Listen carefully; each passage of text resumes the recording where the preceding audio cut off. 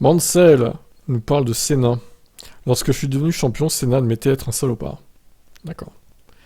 Oula, je sens qu'il y a des fans de Senna qui vont pas trop aimer là. Senna voulait gagner le championnat et en Hongrie, je suis devenu champion du monde alors qu'il était sur la plus haute marche du podium.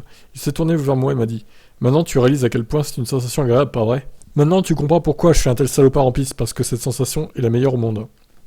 Certaines personnes seraient prêtes à tout pour gagner, surtout si elles ont déjà gagné un championnat auparavant. Elles veulent en gagner un autre, puis encore un autre. Je pourrais mentionner beaucoup de pilotes qui sont très propres et savent gagner de la bonne façon.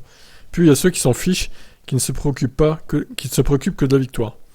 Ayrton a mis son bras autour de moi, sur le podium en Hongrie, et a donc admis toutes ces choses. Je lui ai alors répondu: Bon, au moins tu l'admets. Ok. En 92, la Williams était supérieure à la McLaren, mais ça n'a pas empêché les deux hommes de se livrer un duel haletant pour la victoire à Monaco.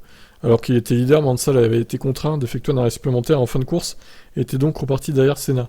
Et malgré une voiture et des pneus bien plus performants, il ne trouva jamais la faille. Sur un circuit où les dépassements sont pratiquement impossibles. C'était soit un écrou de roue qui se dévissait, soit une crevaison. Nous n'avions d'autre choix que de nous arrêter. Avec le règlement actuel, Ayrton n'aurait pas réussi à me maintenir derrière lui. Il était comme un bus.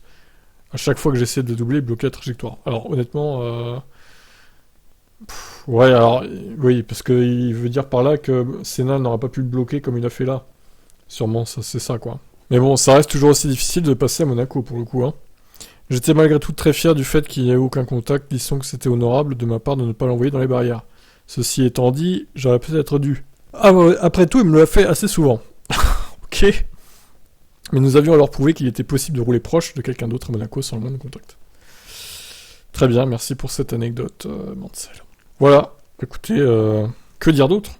C'était une autre époque, hein, tout ça, de toute façon, donc maintenant, c'est du passé, comme on dit. Je vous laisse commenter, ciao ciao.